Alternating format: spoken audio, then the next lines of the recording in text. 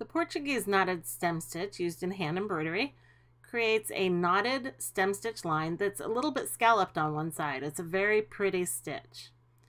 So I'm going to be working from left to right on this line. Left-handers would work from right to left, and they would keep the thread above the needle. But here we're working from left to right, and I'm going to keep the thread below the needle. And normally when you come up for a stem stitch, you'd come up kind of in the middle of the stitch right there. But for the Portuguese knotted stem stitch, for the first stitch, you want to come back closer to the beginning of the stitch and pull through. And now I'm going to take the needle up between the two threads there to make the first wrap. Pull it through and pull it tight, and then take it through again for the second wrap. And these two wraps together make the knotted part of the knotted stem stitch. So there they are, the two wraps. And now it's just a matter of the regular stem stitch, going forward the stitch length, coming back to the end of your previous stitch, and up in the fabric. The working thread is below the needle.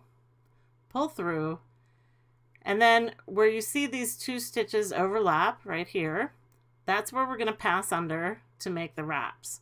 So you always pass under the two stitches together. So there's the first wrap and the second wrap. And now forward again for the next stitch. You can also sew the stitch by scooping up the fabric back to the beginning or to the end of your previous stitch. The working thread is below the needle, pull through, and then look for that overlap and pass underneath twice. There's the second time. And then head forward for the next stitch.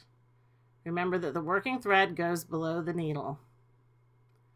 Back to the end of your previous stitch, underneath the overlap of the two stitches twice to make the knot, and then forward and back under the overlap. Once you get going with this stitch, it actually works up very quickly. When you get to the last stitch, you might make it a little shorter than the one I made here in the video.